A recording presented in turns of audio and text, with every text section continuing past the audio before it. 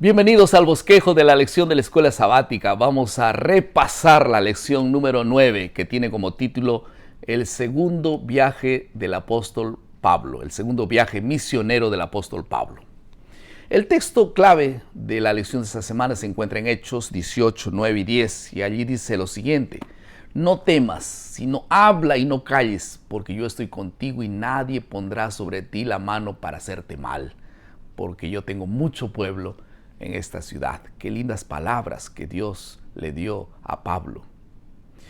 El segundo viaje misionero de Pablo tuvo lugar entre los años 49 a 52 después de Cristo, y este viaje duró aproximadamente 3 años y cubrió prácticamente 5,000 kilómetros.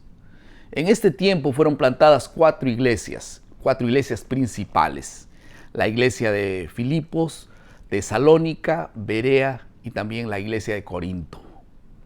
Y en este viaje también se inició el trabajo de evangelización a Europa.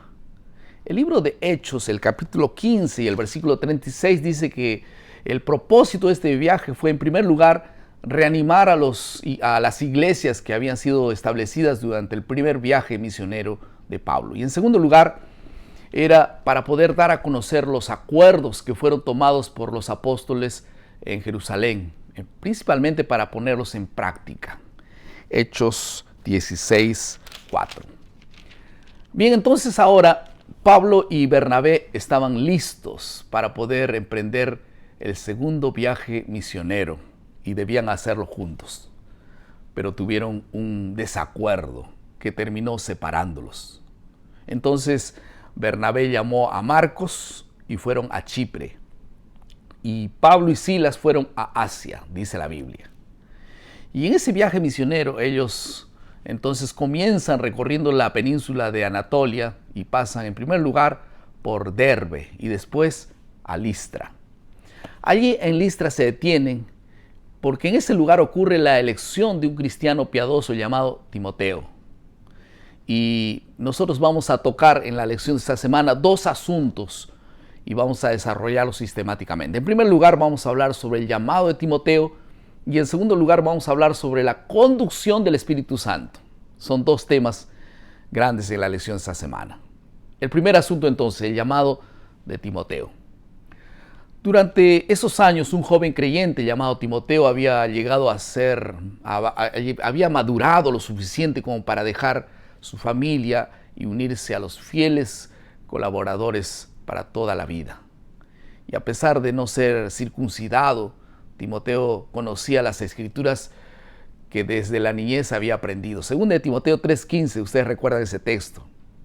Y como cristiano ya había ganado también el respeto de los creyentes locales en aquel lugar. Y siendo que los judíos contaban con la condición de ser judíos por medio de la línea materna en vez de la paterna, entonces Timoteo era judío. ¿Por qué? Porque su madre era judía. Y sabiendo que Timoteo era un judío incircunciso realmente, y por esta causa no podría entrar en las sinagogas judías, entonces Pablo lo hizo circuncidar. Y Lucas dice explícitamente que eso ocurrió por causa de los judíos. Hechos 16, 3. La motivación de Pablo para esto era enteramente práctica y no contradecía el evangelio que él estaba predicando. En este caso, no ser circuncidado era una circunstancia singular y producía un serio estorbo en el intento de poder alcanzar a las comunidades judías. Entonces aquí se aplica el principio de aproximación y de contextualización: al judío, judío; al griego, griego. La historia de Timoteo nos pone realmente frente a un problema importante. ¿Saben ustedes lo siguiente?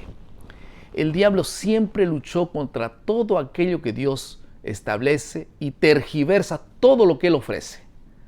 Con el tiempo, toda esta oposición al evangelio que Pablo había recibido se invirtió de forma dramática. En otras palabras, cambiaron los papeles porque las comunidades cristianas crecieron y entonces algunas ideas comenzaron a surgir, como por ejemplo la circuncisión, el sábado y algunas leyes sobre alimentación llegaron a ser ilegales entre los propios cristianos. ¿Qué les parece? Por eso es importante ser equilibrados y tener discernimiento para no ser engañados y caer en los extremos. Porque el sábado siempre no era algo que tenía que pasar. En segundo lugar, ellos fueron guiados por el Espíritu Santo, porque después de terminar su viaje por el sur de Galacia, viajaron a Asia, una provincia rica y altamente civilizada. Su gran población judía sin duda que aumentaría las posibilidades de la evangelización en aquel lugar. Sin embargo, Dios tenía planes diferentes. Y el Espíritu Santo dice que le impidió a Pablo para seguir en esa dirección. Hechos 16:6. Luego él consideró ir hacia el norte, a Bitinia, que era la segunda selección obvia, pero otra vez el Espíritu Santo se lo impidió. Hechos 16:7. Y siendo que Pablo no quería retroceder, entonces la única opción que tenía era pasar por Misia, bajar al puerto del mar de Troas y desde donde él y su grupo pudiesen navegar en diversas direcciones. Pero al llegar a Troas, entonces Dios se presentó en un sueño, en una visión, y le dijo que debía cruzar la parte norte del mar Egeo y dirigirse a Macedonia, en lo que hoy es Europa. Saben que a los ojos humanos el viaje por Macedonia y Acaya no parece haber producido ningún beneficio notable para Pablo y también para la iglesia. Sin embargo, este era el plan de Dios. Lo que vemos en el informe de Lucas, especialmente en Hechos 16, 6 al 10, es que hay aquí un agudo interés en el diálogo, en el propósito humano y el propósito divino.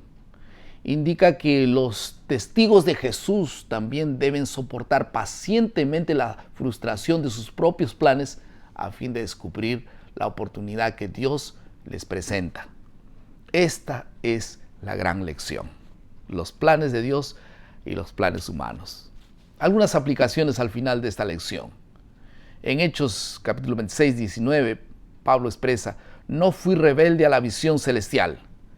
Esto nos enseña que cualquiera que sea nuestra posición sobre algo, es mejor ir por el camino de Dios. El camino de Dios termina bien, es el mejor.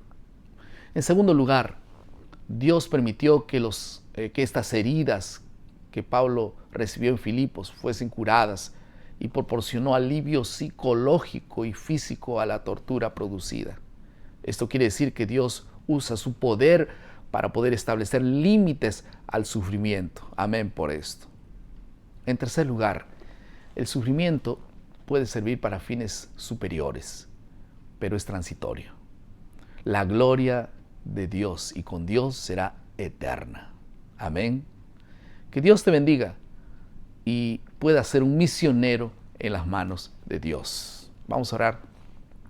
Querido Padre, muchas gracias por tu palabra. Bendice, Señor, a aquellas personas que son sensibles a la voz del Espíritu Santo y son conducidas para el trabajo que tú quieres que hagan. Ahora, Señor, pon tu mano bendita en cada uno de nosotros. En el nombre de Jesús. Amén. Muchas gracias por estar con nosotros. Una vez más, recuerden nuestro lema: maná, cada día, cada uno, cada mañana es alimento para la vida.